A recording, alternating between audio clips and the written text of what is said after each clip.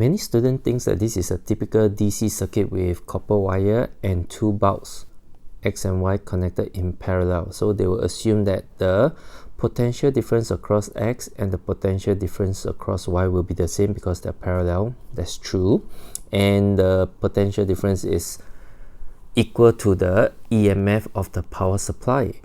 Okay, but this is wrong because of the information given to you here is a long transmission line. So if it's so long, so definitely they will have some form of resistance here. So if I may, I will redraw the circuit here. This is the power supply followed by a fixed resistor. Let's call it P here. And then it is in series with the two bulbs X and Y, and they are connected in parallel. And then in series with Q, and then goes back to your power supply. Now next, lamp X is switch off. So if I were to redraw the circuit, this is P, this is your light bulb Y, and followed by Q. And let's call this point A and call this point B, which is equivalent to here A and B. Now compare the resistance across AB here and resistance across AB.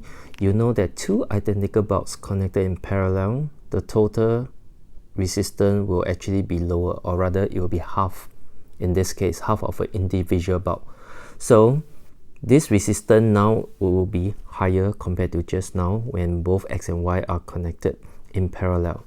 So if this R is bigger, remember I told you a shortcut, the bigger the R, the bigger the V across AB, it will be higher. So this part will be simple and it's either C or D. Next, to solve for the power, you should recall these three formula: power equals to IV, power equals to I squared R, and power equals to V squared over R. They are all the same. But to solve this question fast, this will be an ideal situation because the potential difference across the bulb Y, which is the same as potential difference across AB, you already determined that it's going to be higher. And the resistance of bulb Y can be considered as constant. So power is of the lamp Y is actually proportional to the potential difference across Y. So naturally this will increase. But what if you are wondering, can I use this formula to get the answer? Now if you were to use this, there's a problem here because, okay, let's take a look at here. We already know that the power equals to IV, the potential difference across Y is going to be higher. We have proved that already. But the current, because the total effective resistance of this whole circuit is actually higher compared to just now, and the current flowing through will be lower. It will be lower. So if this decreases and this increases, there's no way to convince yourself. So this formula is not suitable to use here. Then you might ask, how about power equals to I squared R? Okay, and it's the same. The resistance of Y is constant, but the problem is this: the current flowing through Y.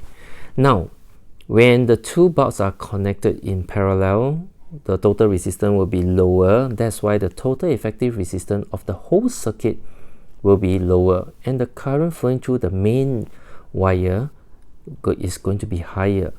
Okay, but the problem is the current is higher and then they will split.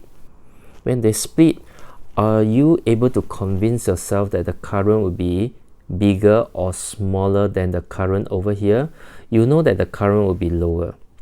Okay, the main current here is going to be higher, but it will split into Y and X. How sure are you that the current over here is compared to the current over here, which one is higher or which is lower? So this method here is a bit tedious unless you're going to put values in, which is shown in the next video, to convince yourself. If not, this formula will be easier.